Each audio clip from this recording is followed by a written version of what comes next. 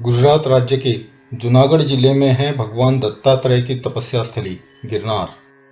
यहाँ भगवान दत्तात्रेय ने कठोर तपस्या की थी। उनके पैरों के निशान आज भी यहाँ मौजूद है। इस यात्रा की शुरुआत गिरनार तलेठी से होती है, जो कि जूनागढ़ से 4-5 किलोमीटर की दूरी पर है। इस यात्रा में 4 पड़ाव आते हैं। पहला पड़ाव है जैन मंदिर, जो करीब 4000 सीढ़ियां पार करके आता है। फिर आता है माता अंबाजी का मंदिर।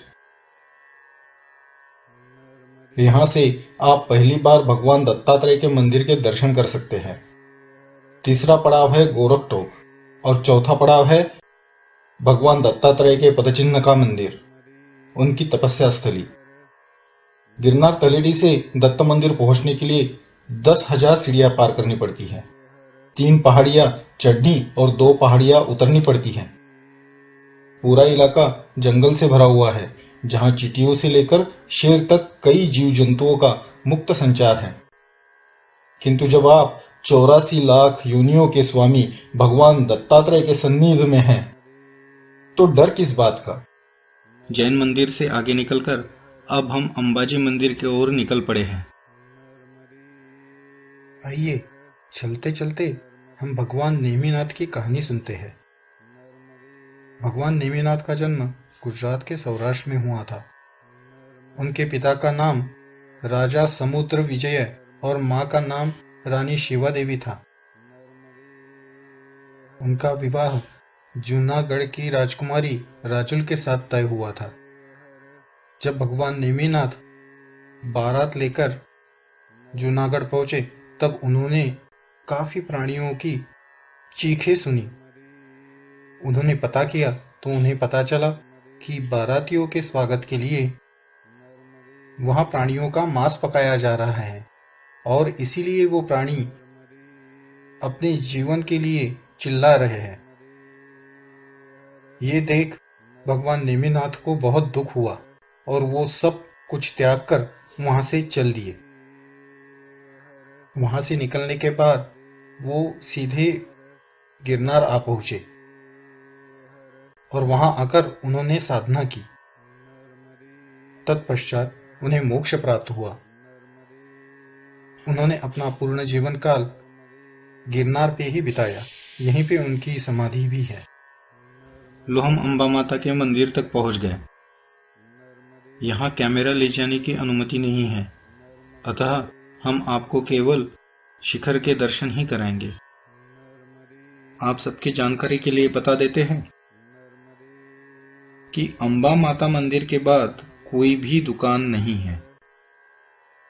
अतः अगर आपको फूल, माला, प्रसाद कुछ लेना है या फिर पीने का पानी भी कुछ लेना है, तो अंबा माता मंदिर से ही ले ले। आगे आपको कहीं पे कुछ भी नहीं मिलेगा। गिरनार दर्शन एक शारीरिक तथा मानसिक कसौटी है। हर व्यक्ति को इस कसौटी पर खरे उतरने के लिए काफी प्रयास करना पड़ता है। 300-400 सीढ़ियां पार करने के बाद थोड़ा अंदाजा आने लगता है कि 10,000 करने के लिए कितना वक्त लगेगा। थोड़ा और दूर चलकर हमें लगने लगता है कि और कितना जाना है। हम पूछने लगते हैं साथियों से कि कितना जाना है और आगे। वहां के दुकान वालों से पूछने लगते हैं। शारीरिक थकान महसूस करने लगते हैं। मन डामाडोल होने लगता है। ऐसे में भगवान का नाम लेते हुए दृढ़ निश्चय से चलते रहना ही एकमात्र उपाय है। हमने गिरनार तलेटी से सुबह 5:30 बजे से चलना शुरू किया था। हम अंबा माता मंदिर तक पहुंचते पहुंचते 11:15 हो गए थे। धूप निकल चुकी थी। चलना और भी मुश्किल हो रहा था। ऐसे में भगवान दत्तात्रेय का नाम लेते हुए उनसे विनती की कि अब तो हमारी लाज आपके ही हाथों में है, और निश्चय कर हम आगे निकल पड़े। अवधूत चिंतन श्री गुरुदेव दत्त।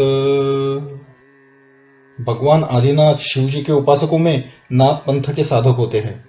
भगवान शिव ने तंत्र साधना के इस पंथ की स्थापना भगवान दत्तात्रेय के मदद से ही की थी। इस कारण से कई नाथ संप्रदाय के सिद्ध योगी गिरनार के क्षेत्र में उपासना करते हैं। ऐसे ही एक बार महायोगी गोरक्षनाथ यहाँ भगवान दत्तात्रेय से मिलने आए थे। इस यात्रा का दूसरा शिखर उन्हीं के पदस्पर्श से पावन हुआ और आज गोरखटोक के नाम से जाना जाता है। पौराणिक कथा के अनुसार एक बार 3 देवियों को अपने सतीत्व यानी पतिव्रता धर्म का अभिमान हो गया था। तब भगवान विष्णु ने माया रची। तब नारद जी ने तीनों लोकों में भ्रमण करते हुए देवी सरस्वती, लक्ष्मी और पार्वती जी के समक्ष अनुसुईया के पतिव्रता धर्म की प्रशंसा कर दी। इस पर ईर्ष्यावश तीनों देवियों ने अपने पतियों से अनुसुईया के पतिव्रता धर्म की परीक्षा लेने की हठ की। तब त्रिदेव ब्रह्मा, विष्णु और महेश ब्राह्मण के वेश में महर्षि अत्रि के आश्रम पहुंचे। तब महर्षि अत्रि घर पर नहीं थे। 3 ब्राह्मणों को देखकर अनुसुईया उनके पास गई। वे उन ब्राह्मणों का आदर सत्कार करने लगी। तभी उन ब्राह्मणों ने कहा कि जब तक वो उनको अपनी गोदी में बैठाकर भोजन नहीं कराएगी तब तक वे उनके आतिथ्य का स्वीकार नहीं करेंगे। उनके इस शर्त से अनुसुईया चिंतित हो गई। फिर उन्होंने अपने तपोबल से उन ब्राह्मणों की सत्यता जानी। भगवान विष्णु और अपने पति अत्रि को स्मरण करने के बाद उन्होंने कहा कि यदि उनका पतिव्रता धर्म सत्य है तो ये तीनों ब्राह्मण 6 माह के शिशु बन जाए। अनुसुईया ने अपने तपोबल से त्रिदेवों को शिशु बना दिया। शिशु बनते ही तीनों रोने लगे। तब अनुसुईया ने उनको अपनी गोदी में लेकर दुग्धपान कराया और तीनों को पालने में रख दिया। उधर तीनों देवियां अपने पतियों के वापस न आने से चिंतित हो गई। तब नारद जी ने उनको सारा घटनाक्रम बताया। इसके पश्चात तीनों देवियों को अपने किए पर बहुत ही पश्चाताप हुआ। उन तीनों देवियों ने अनुसुईया से क्षमा मांगी और पतियों को मूल स्वरूप में लाने का निवेदन किया। तब अनुसुईया ने अपने तपोबल से उन 3 शिशुओं को फिर से उनके पूर्व रूप में कर दिया। तब तीनों देवों ने उनसे वर मांगने को कहा। तब अनुसुईया ने उन तीनों देवों को पुत्र स्वरूप पाने का वर मांगा।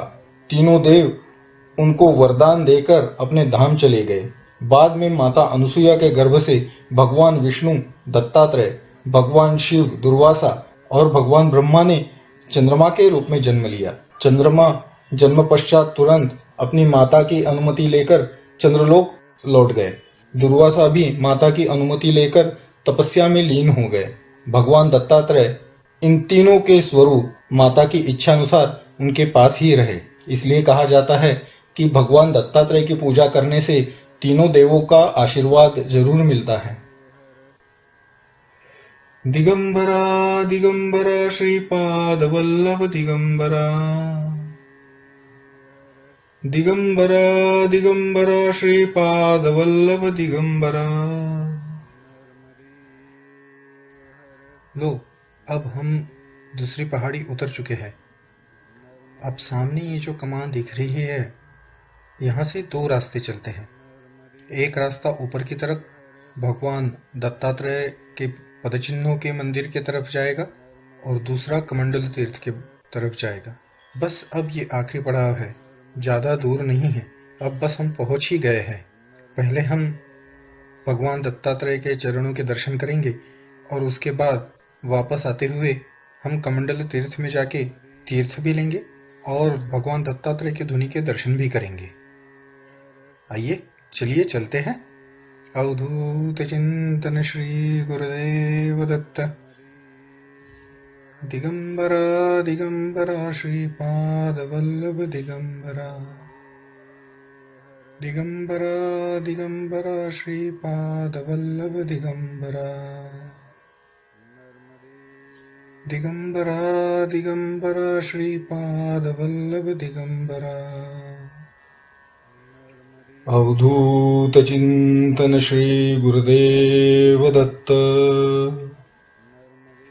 लो, हम पहुंच गए भगवान दत्तात्रेय के मंदिर में।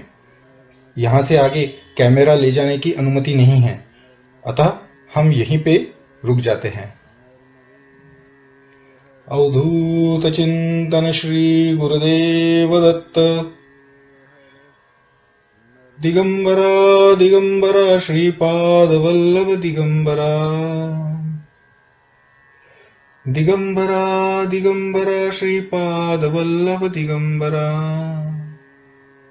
एक वक्त की बात है, पूरे संसार में भीषण सूखा पड़ा था। माता अनुसुईया से संसार का ये दुख देखा नहीं गया। वे भगवान दत्तात्रेय के पास गिरनार पहुंची। भगवान दत्तात्रेय तपस्या में लीन थे। मां अनुसुईया ने उन्हें जगाने की कोशिश की। माता की पुकार सुनकर भगवान दत्तात्रेय तपस्या से हड़बड़ा के जाग उठे। उठते वक्त उनका कमंडलू धक्के से नीचे जा गिरा और वहां से एक पानी का स्रोत निर्माण हुआ। ये स्थान आज भी कमंडलू तीर्थ के नाम से जाना जाता है। यहाँ आज भी पानी अखंड रूप से आता रहता है। कमंडलू तीर्थ में भगवान दत्तात्रेय की अखंड धुनी भी स्थित है। इस धुनी के दर्शन हर सोमवार सुबह 6 से 8 बजे तक कर सकते हैं। दिगंबरा दिगंबरा श्रीपाद वल्लभ दिगंबरा।